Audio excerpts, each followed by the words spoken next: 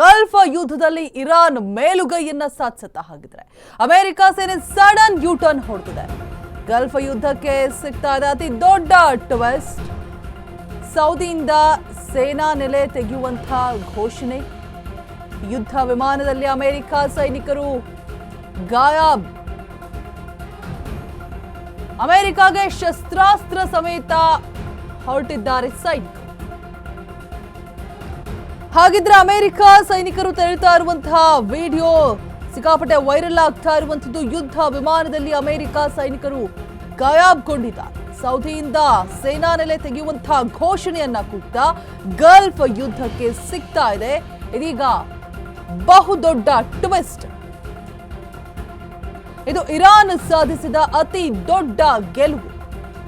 ಅಂತಾರಾಷ್ಟ್ರೀಯ ಯುದ್ಧ ಪರಿಣಿತರ ಅಭಿಪ್ರಾಯ ವ್ಯಕ್ತವಾಗ್ತಾ ಇದೆ. ಇದು ಇರಾನ್ ಸಾಧಿಸಿರುವಂತಹ ಬಹುದೊಡ್ಡ ಗೆಲುವು ಅಂತ ಹೇಳ್ಬಿಟ್ಟು ಅಮೆರಿಕಾಗೆ ಶಸ್ತ್ರಾಸ್ತ್ರಗಳ ಸಮೇತ ಹೊರಟಿದ್ದಾರೆ ಸೈನಿಕರು.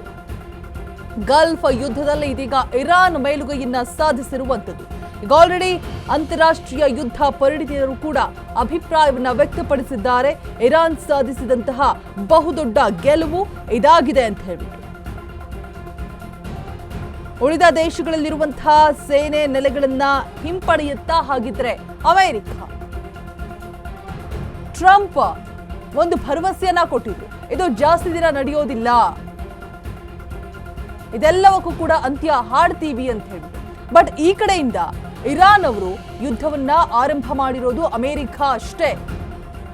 ಅದನ್ನ ಸ್ಟಾಪ್ ಮಾಡುವಂಥದ್ದು, ಯುದ್ಧ ಮುಂದುವರಿಸಬೇಕಾ ಅಥವಾ ಅದನ್ನ ನಿಲ್ಲಿಸಬೇಕಾ ಆ ನಿರ್ಧಾರ ಮಾಡೋದು ನಮ್ಮ ಕೈಲಿದೆ ಅಂತ ಹೇಳ್ಬಿಟ್ಟು ಈ ಕಡೆಯಿಂದ ಇರಾನ್ ಅವರು ಕೂಡ ಗುಡುಗಿದೆ.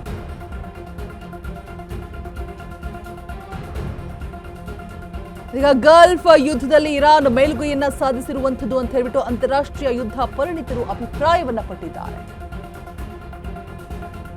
ಅಮೆರಿಕ ಸೇನೆ ಸಡನ್ ಯೂಟರ್ನ್ ಹೊಡೆಯುತ್ತಾ ಹಾಗಿದ್ರೆ ವಾಟ್ ನೆಕ್ಸ್ಟ್?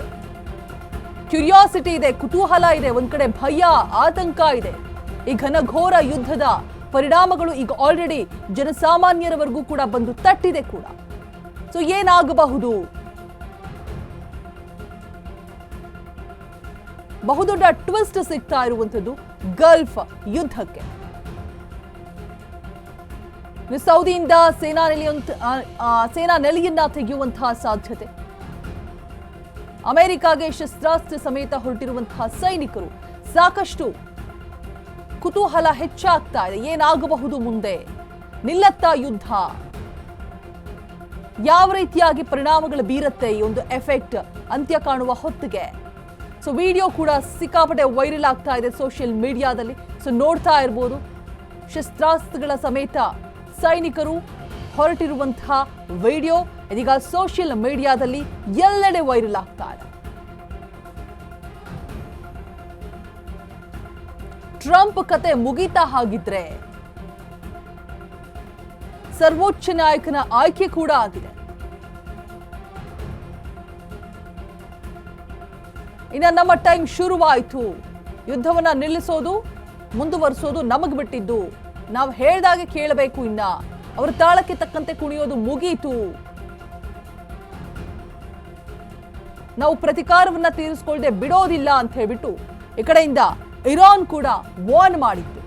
ಅದರಂತೆ ಈಗ ಸೈನಿಕರೆಲ್ಲರೂ ಕೂಡ ಶಸ್ತ್ರಾಸ್ತ್ರವನ್ನ ಅದರ ಸಮೇತವಾಗಿ ಅಮೆರಿಕಕ್ಕೆ ಹೊರಟಿರುವಂತಹ ವಿಡಿಯೋನ ನೀವು ದೃಶ್ಯಾವಳಿಗಳಲ್ಲಿ ಗಮನಿಸ್ತಾ ಇದ್ದೀರಾ ಸ್ಕ್ರೀನ್ ಮೇಲೆ.